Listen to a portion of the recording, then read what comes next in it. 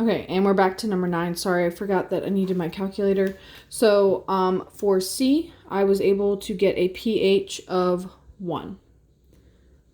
Okay, now for number 10, we're going to use the same numbers, the same data to answer question number 10, but 10 is looking for the hydroxide ion concentration and the pOH.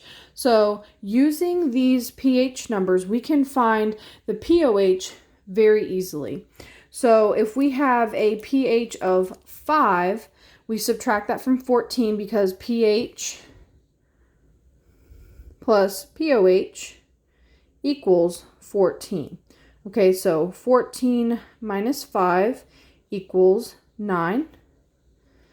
And then I'll go through and I'll do all of those. So let's see, 14 minus 2.3 equals 11.7. And then for C, we had 1, so 14 minus 1 equals 13. Okay, so those are the pOHs from all of those. Remember, pH plus pOH equals 14, so you guys can just subtract for those ones.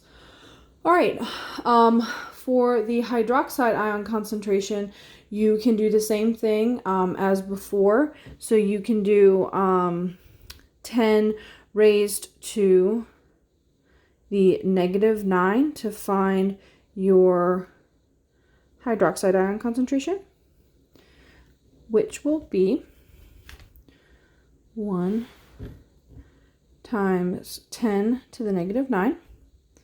That's going to be your hydroxide ion concentration. And then for the next one, you would do 10 raised, where am I at here? Okay, so OH equals 10 raised to the negative 11.7. Now, I know these have all been really neat and nice to look at, but don't always just assume it's going to be 1 times 10 to whatever you have over here. Make sure you plug them into your calculator because you will have different answers. So for this one, it's 2.0 times 10 to the negative 12. Okay, so that is my hydroxide ion concentration. And then for this one, I have 10 raised to the negative 13, which equals 1.0 times 10 to the negative 13. Okay, so you can see how having that decimal can kind of throw it off. So make sure you plug them into your calculator still to check your answers. So as long as you guys know that pH, I'm going to just rewrite the formulas. pH equals negative log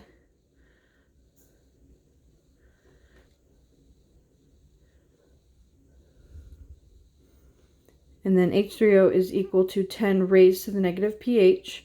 Those two will go together.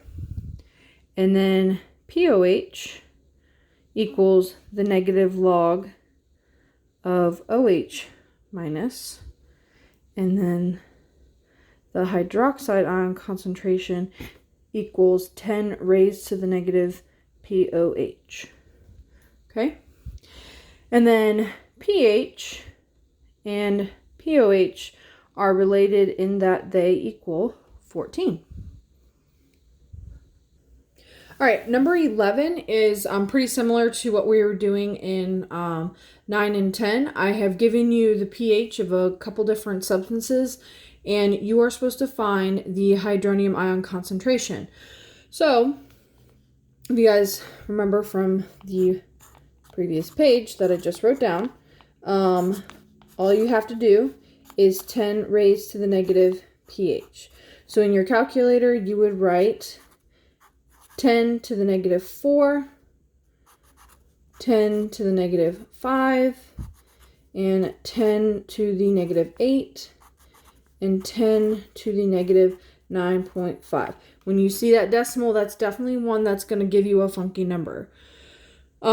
So for A, you will have, that's going to be 1 times 10 to the negative 4.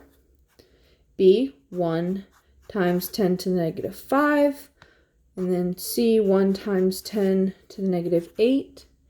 And then you'll have 3.2 times 10 to the negative 10. Okay, so that's how you do number 11. Again, that's a repeat of what we were just doing. And then the problem wants to know for number 12, classify each of the solutions in the previous question as acidic, neutral, or basic. So if you guys remember, if it has a pH from 1 to 7, that's going to be an acid, and then 7 up to 14, that's going to be a base. Okay, so that's going to tell us that orange juice with a pH of 4 is going to be, I'll write it so it won't be confusing. That's going to be an acid. And then for B, it was coffee with a pH of 5. That's also going to be an acid. And then for C, we had seawater with a pH of 8. That's going to be basic or a base. And then the last one is a pH of 9.5, and that's going to also be basic. Okay, that one's pretty easy as long as you know that the scale and how that correlates to whether it's an acid or a base. All right, for number 13, we are going to be using the equation where we have the molarity of the known, volume of the known equals molarity of unknown times volume of unknown. You'll be given 3 of those numbers, and you have to figure out that 4th number. So for number 13, it says NaOH solution contains 1 molarity, so 1.0 of NaOH. If 25 milliliters of the solution, so that's going to be my volume, so 25 milliliters of NaOH. That is going to neutralize 27 milliliters of HCl. Solution of unknown concentration. What is the molarity of HCl? So that means that we are solving for our unknown molarity of HCl. So all you have to do is plug those numbers into this formula. So you're going to get 1 times 25 equals our unknown times 27. Okay, and in order to get that unknown by itself, you have to divide both sides by 27. So our unknown concentration of HCl is going to be 0.9259 concentration of HCl. Now, if you guys put 0.93 or 0.926, I will take any of those answers. All right, number 14 is going to be same kind of problem. So it says how many milliliters of a 2 molar of H2SO4. So our molarity of that one is H2SO4, and our volume is unknown. Okay, so we'll say unknown up here, and then molarity of our known and the volume of our known. It says will be required to neutralize 45 milliliters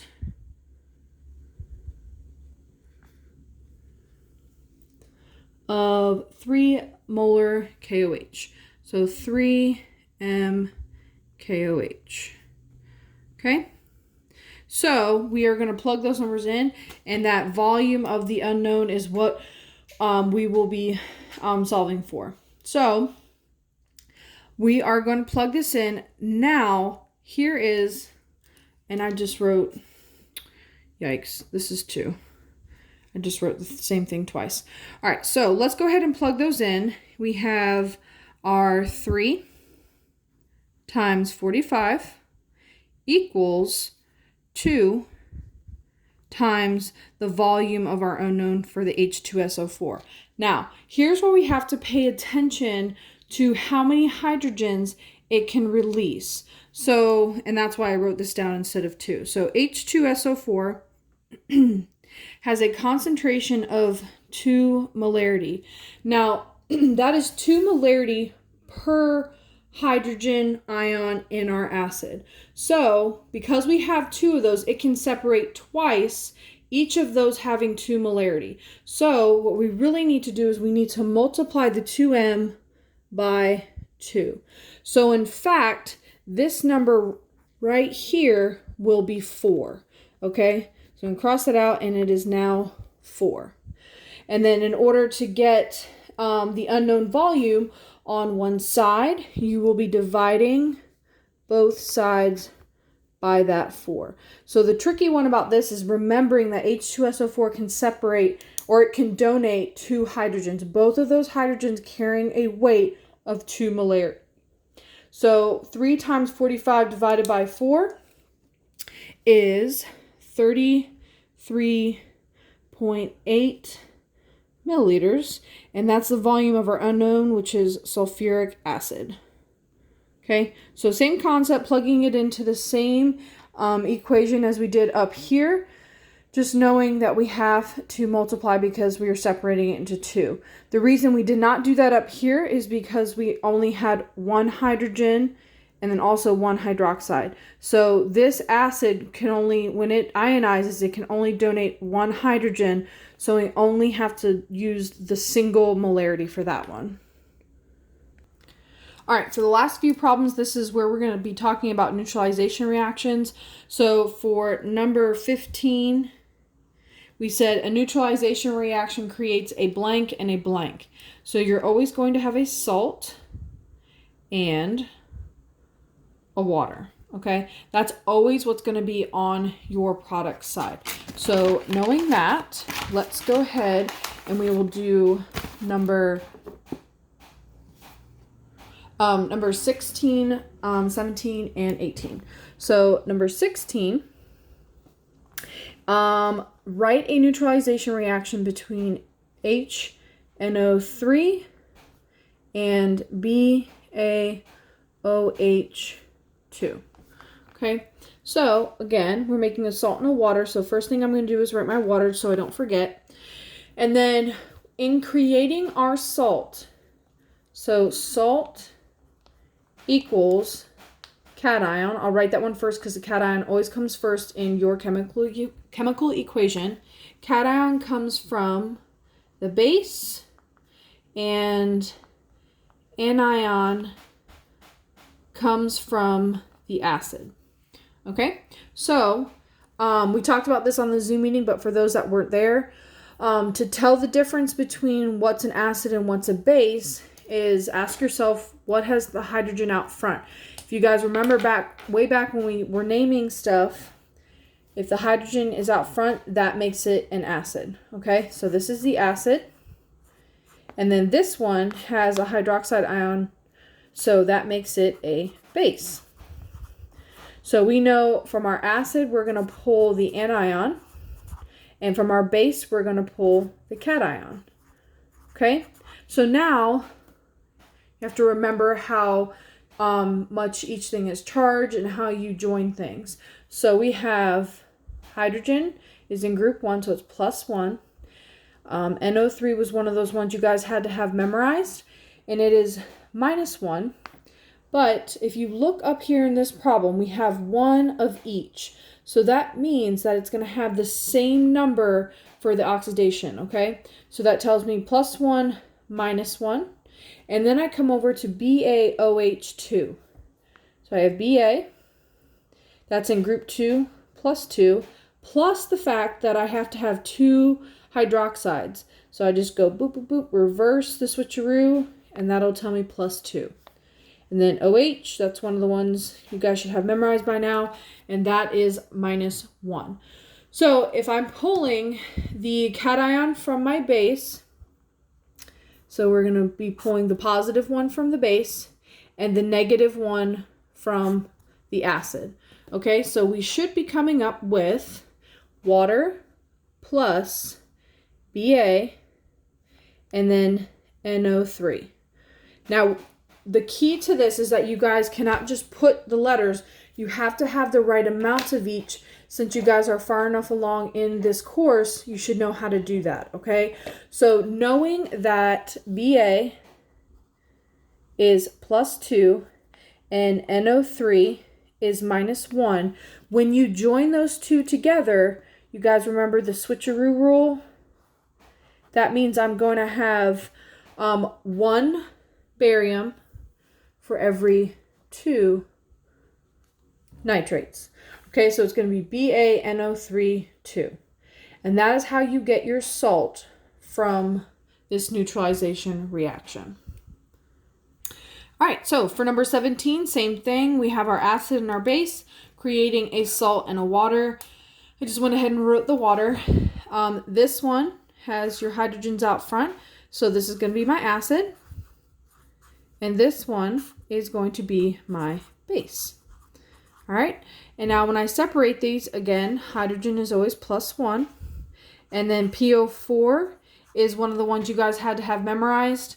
But because we have to have 3 hydrogens in order for this to balance out, that tells me PO4 is -3. All right, over here, Ca is in group 2, so it's +2. And hydroxide is -1. So that means I have to pull my cation from my base and my anion from my acid. So I will have Ca and PO4. Now, if we look at their numbers, we're going to have to do a little switcheroo action here. So this 3 will come down and this 2 will come down. So we will have Ca3, PO4, 2. All right, and for the last one, again, H2SO4, that's sulfuric acid. And then this one is our base, strontium hydroxide. So then I need to do my separation. So hydrogen +1, SO4, you guys had to have that one memorized too, is -2. You can also tell because of the 2. All right, and then Sr is +2 and hydroxide -1. Again, if you don't know how to figure it out, you can just see this 2 here, reverse the switch, and it'll tell you that Sr is +2. It's also in group 2. Whoops, what did I just do here? -1, there we go.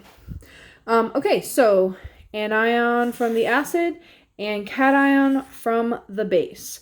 Okay, so we're going to have Sr and SO4. Now, both of them have the same oxidation number, +2 -2. So we just need one of each for them to balance out. So that is the salt that we create.